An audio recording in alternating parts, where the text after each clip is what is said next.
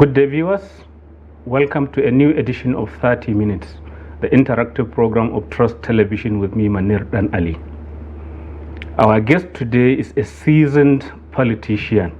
He's been in the game since the Second Republic, when he was a member of the House of Representatives, a minister of the Federal Republic at the beginning of the current republic in the Foreign Affairs Ministry, a governor of Jigawa State for 2 terms, and currently one of the, should I say, elders of the opposition People's Democratic Party, PDP. I'm talking about none other than Alhaji Sule Lamido. Sir, welcome to the program. Thank you, Madam Manir. I wonder, starting with the bit about the PDP, you are one of the few politicians who've been part of the starting of that party and who has remained steadfast without changing party and coming back. You've still been in the PDP from the beginning, but that is a party that is made in a lot of problems. At the moment, people can't understand why the PDP is so divided against itself. What's your take on the state of affairs within your party? Well, thank you very much, Manir. Let me say that, I'm really impressed by your building here, the studio and the complex. I'm highly impressed. Congratulations. Thank you. You're doing very well. Now, having said that, I think for those who are barely 30 years old, will not be able to understand precisely what is PDP. Between 1998 to date, we're going to about how many years? Almost 30 years. And therefore, anybody now who is maybe 10 years old, at that time, it's only now about 30 something. So there was difficulty and problem in answering what was the philosophy in the formation of the PDP. And that's why history is always very, very important. You don't measure today about today's mood and today's environment and today's temperature. You play yesterday and say, what was yesterday before today? And how was today arrive at before you think of tomorrow? So having said this, in 1998, home from the PDP, the country was going through a very, very serious crisis of confidence, of trust. As a federation, as Nigerians, we lost hope in each other. It is coming out of the experience of the June 12 election cancellation and what have you. About in 1990, at that time there was no longer called trust in Nigeria. The country was no longer cohesive. There was so much division along fault line. What was the cause? June 12. June 12 was the most, I would say maybe the most ever election ever held in Nigeria, which was very, very transparent, which was very, very fair, which also showed that Nigerian people can really unite around a given philosophy, around a given vision. Because then Kennedy was Abiola, a southerner. His only mate, was Babagana Hingibe, also another, and they're all Muslims. But because we are going through a new era of discovering Nigeria based on what we went through, in history. So we felt that we need a party which should be able to lay the foundation of clear Nigeria. Now, Abiola won the election. Of your party, that's the SDP. Because you are the secretary, national secretary of the party. I won the election, clean and fair. And there was no feeling of either north or south, Muslim or Christians, nothing like that. And then boom, it was annulled.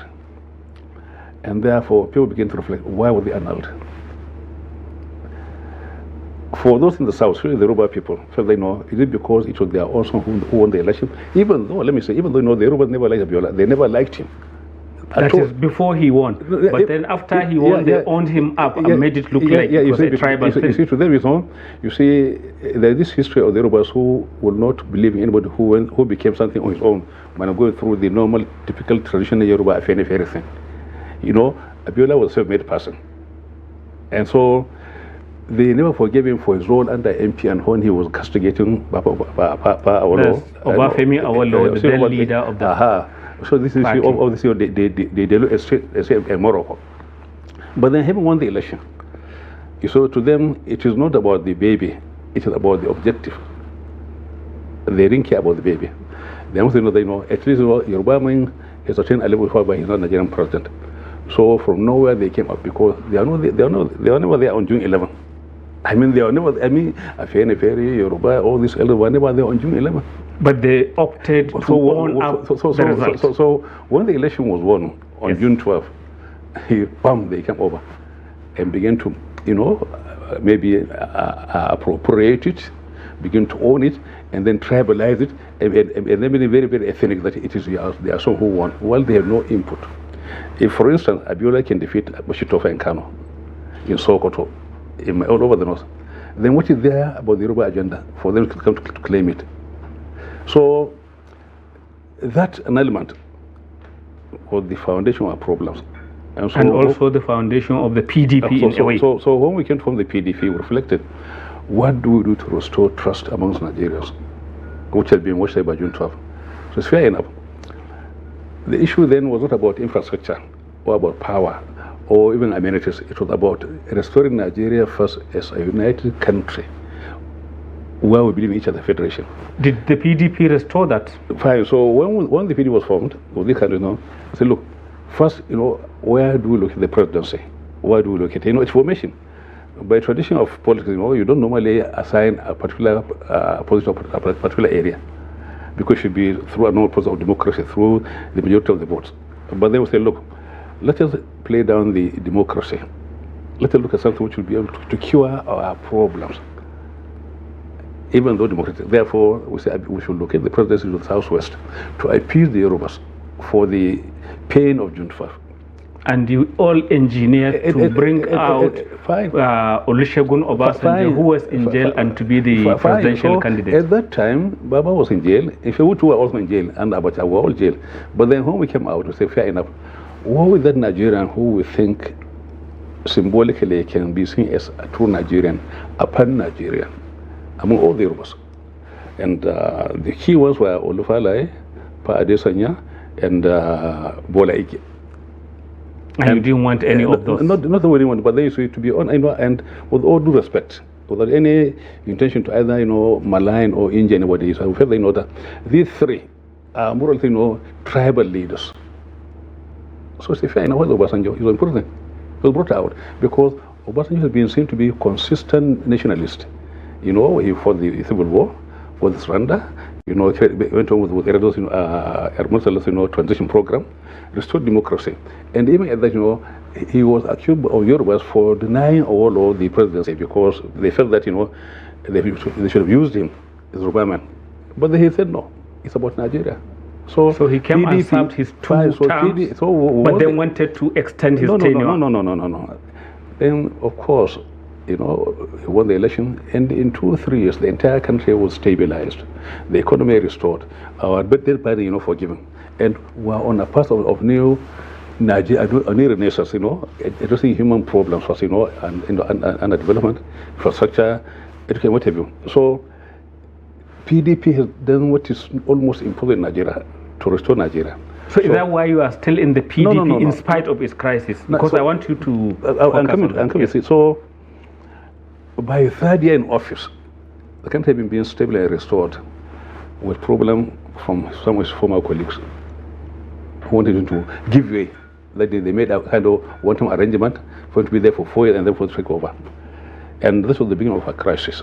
So that's with Atiku Abubakar, the vice president, when the presidency got divided between him and Obasanjo. Even outside the arena of politics of the office, there are also key players outside who are his former military colleagues who are also fighting him.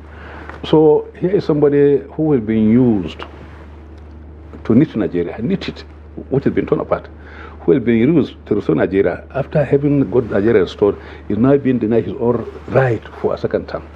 He was undermined, he was humiliated. But he still got it. No. But he still got the second term and wanted even a third one. Under very, very humiliating and embarrassing situation. I love that, they made you kneel to beg. Is that factual, or was it one of those stories? I mean, because, on the eve of the primaries of 2013, on Friday, a day to the primary, his vice was saying that the entire PDP was under his control. If he wants, he can give Obi a second time. If he doesn't, Atiku said that. I mean, I'm simply recalling history with no purpose, to either, maybe to embarrass anybody. I'm simply recalling history.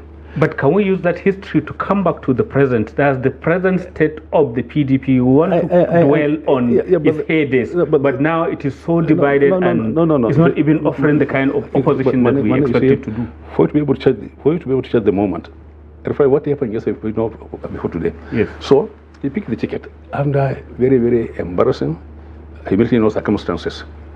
Now, this is somebody who was a former general. A general, former head of state. You humiliate him, you embarrass him. He was the appraiser of war, and then somehow you released him. What do you expect? So he will wreak havoc on what do you expect? Because all his because all the trust, enemies. No, they are enemies. Because he believed in the system, in his own colleagues, in the people who were his own partners. Now this is what he went through. Therefore, by the time he got the second term, of course the normal instinct in him came up. So if, for instance, he ejected the vice president, tried to remove whatever him, then whatever he did, wanted a third term. You see, whatever is a natural reaction, because having found Nigeria or got Nigeria civilized, he felt that he should be allowed to do his 8 years, and then he's out. So by the time he went to his second term, he thought, if it was my own first term, I'll go in the kind of crisis. Whatever if I leave office? So the human factor in him. Did you encourage him to sit for the third term? No, I'm simply speculating. I'm kind of analysis, hypothesis, or speculating really. Yeah. So I'm just putting my mind in his own mind. Yes, because you are one of his closest acolytes. You so believe in his capabilities. Call me anything, because to me, I believe him because of the sacrifice he made for Nigeria, for his capacity to restore Nigeria, get Nigeria stabilized, and then for the ability to be able to also get our debt problem, in Europe. But it wasn't free. The debt forgiveness followed payment of huge, amount, billions of dollars, and many people disagree with it. No. What I'm saying, fine. As we have not paid, it's those dollars plus the debt. You see, at that time we are paying about 2 billion naira annually for interest only, with the debt profit of $30 billion. But listen. Yes. The initial debt, somewhere in 1990 something, 95, 96, was only 5 billion. It rose to about 30 billion through, penalties and interest. Granted, so we're paying cleared. So while the program was there 30 billion, we're also paying 2 billion every year for interest, for penalty and interest. Therefore, whatever he did to be able to get the whole thing wiped out, I think he should be commended for that. But President Obasanjo has since exited more or less the PDP. He isn't partisan while you are still there, sticking to the party, and the party is not measuring up. No. You see, you are asking me about our current situation, and yes. I'm only giving some kind of reflection of the history of yes, the party. You have done the recollection, we all understand. Fine. Yes. So he tried third term, what I had, because he said, if I leave office, I had 4 ways to go. Yet I was denied by my own friends and colleagues. I was saying, therefore, his own thinking. It's just something in my mind. Maybe he went for third term. Anyway, it collapsed. All right? He brought in Eradua. All right? Now, Eradua has all the characteristics of a leadership. And then the Northerners who ran with him, pick on him. All of them were friends to his own elder brother, late Eradua. You are specifically, indirectly talking about Muhammadu Buhari, who went on to also contest and win the election. And Atiku, they ran with him. Yes. Now, is there anybody nearer to his elder brother than these two gentlemen, Buhari and Atiku? But it's a political contest according to the constitution. Granted, fair enough, but then there's also something, there's all what they call, the cultural dimension in our culture and tradition. Anyway, I'm simply recalling history. I have no intention of creating problem for anybody now. I'm simply recalling history. Yes. Please forgive me if you feel offended. Anyway, so the Twin Tribunal. It was all a northern contest. Buhari, Atiku, Eradua. PDP won. At that time, PDP had about over 25 states. And yet, Buhari was not... today it is less than 10. No. It's just about 10 states. I'm talking about Buhari, who then contested the election. He had no law, he had no state, nothing.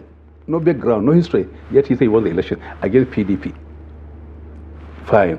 So they went to tribunal. From their tribunal, they went to the appeal court. And then from there up to Supreme Court. So you could see some kind of, emerging cracks in the north.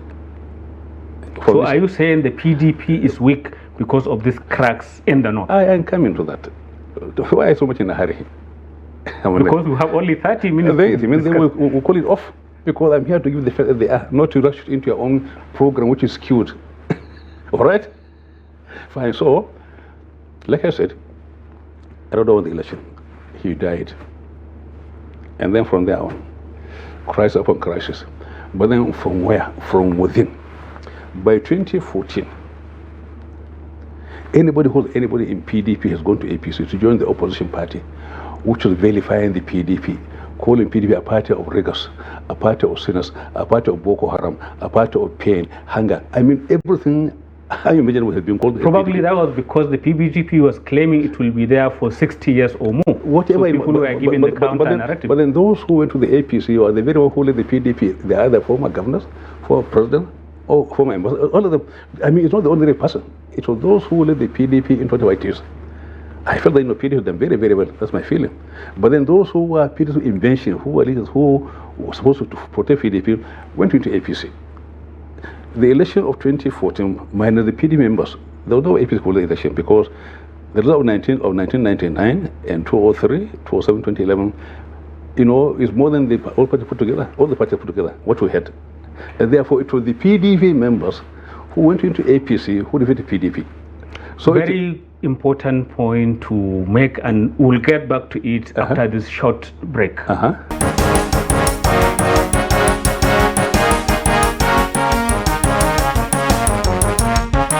Welcome back. It is still 30 minutes, the interactive program of Trust Television. You are talking about 2014, the fact that APC was largely made up of PDP. Fine. Yes. And so, obviously, because a chunk of the PD members who were the key players in PDP, who were people who held officers, went into APC.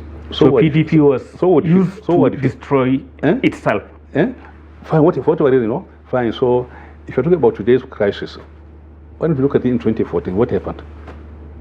So today's APC, what you're talking about, is all about PDP crisis, because anybody today who in APC was a PDP invention. Anybody, beginning from Buhari won the election, he wouldn't have been conceived and delivered if the PDP hadn't joined the APC. But the current president Tinubu was never in the PDP. 90% of current APC are PDP. Look at National Assembly, Senate President, his deputy, House of Reps, all the key players, the leadership of the National Assembly, all of them, the governors today. I mean, anybody who was anybody in PDP is now APC. Some will say all this is ancient history. The fact of the matter is people expect the PDP is the main opposition party to really give a better account of itself. Are those in APC ancient? If you say it's fine, those who are very current, in the National Assembly, in the federal government, are they ancient? They are modern. So it means it is our paralyzed half, which is the APC. And unless and until those who are there reflect and say, look, God has been very, very kind to us. Nigeria has been very, very kind. They put their trust in us. They made us, governors, president, legislators, ambassadors. So God forgive us for our sins. We'll come back to our own party. And then we in the party will say, okay, fine. We should now forgive each other for our infractions.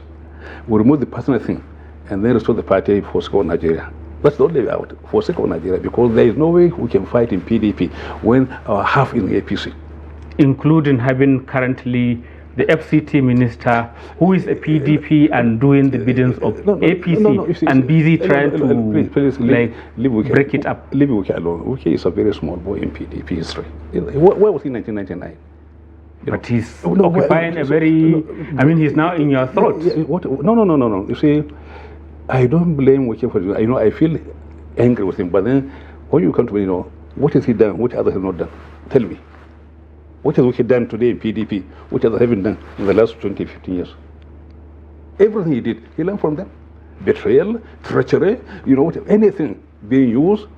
There are people who are in PDP who always fight PDP. So if Wike took his own bearing from them, why do you blame him? But then to me, anyway, Wiki is history. Wiki is inconsequential. It's history now. To me, Wiki is politically finished. You know, I'm talking about those who are there now, who are there, who are the history of the PDP, who knew what was PDP, its formation, its philosophy, its mission, to please reconcile and come back into the party and save Nigeria today. That is precisely the point that many people are trying to make, that how can the PDP, divided as it is, put its house back in order and offer a credible alternative to the current APC government? Manir, I'm missing one point, you know. The alternative is still PDP. It is now between, I mean, we had a bad PDP, a good PDP, a bad PDP. The government we had, you know, from 1919 to 2014 was a good PDP. The government we're having from 2014 today is the bad PDP. I mean, they are all invention of the PDP. So what I'm saying, you know, those who left the party and join those who are vilifying them, calling them names, calling them evil, calling them, you know, Boko Haram, should please consider and then forsake on Nigeria and come back. And then when they come back, all of us in PDP should be able to have a large heart to forgive each other for our mistake, for sake of Nigeria. And then we can restore Nigeria. It's the only way out. Otherwise, there is no hope. Do you foresee that happening before the next round of election? Because, you know, it's so quick. Yeah. And it takes time to heal and understand and rebuild. God is wonderful. God can do it. He can touch their hearts. He can restore into them, you know, that sense of dignity and decency and notion of self-esteem and self-worth. What you are doing there is wrong. You are simply destroying your own history, and so also destroying your country called Nigeria, which was there for you to be whatever you are in life. So God can change it. I believe in that. But you are not doing anything actively to promote that, because God works through human beings. Yeah, but then you see, whatever we're doing, you know, I will not come to the Trust TV and say, okay, Manir, we are doing this and this. I mean, that is simply advertising our own strategy. We will not do that. We are working quite the underground. We're also praying, and I think that, you know, God will look at us and restore the PDP. Not for my sake, but for the sake of the country. The Nigerian people are now suffering because of the failure of the PDP. You said not for your sake. You mean you have no future political ambition? You once wanted to be president. Is that finished and buried? You see, today, for us to be able to restore PDP properly and get it focused, we should ignore personal ambitions. If I say, okay, I want to run now, then it means whatever we are doing in terms of say, it's going to be done for my sake, isn't it? So for now, whatever it is, you know, let's put let the party lead first, and then ambition to follow. But then when ambition lead and so to me, all of us, whatever they might be the ambition, they should please play it down. Let us forget the party. Let's build the house before we begin to say, this is why I'm going to put my own bed. The party first, for the sake of Nigeria. When it is properly restored and stabilized, then of course, you know, people can come and say, I won't be this, I won't be that. But for now, we won't be where? With the current president in Nigeria, in charge, do you know what is Tinubu? Do you know Tinubu at all? Tell me. God save you if you don't know him. No, tell me about him. I mean, he is the Nigerian president. Most Nigerians will be interested, since maybe you have a ringside understanding of him. They never knew him, for God's sake. I knew him way back during days of the SDP. I know his capacity. I know his, you know, I know his political. Is it his capacity or incapacity? No, capacity for doing the wrong thing. Capacity, sagacity. I mean, the skill. I mean, this is somebody who can manipulate anything to get what he wants. So fear him. Not fear him, because if you take him for granted, this country will be ruined. I'm telling you. Look at it. I mean, but isn't that an exaggeration? Because some people will say maybe because you are on opposing side, you are making all these claims. No. Okay, if I say what I say, see his rise.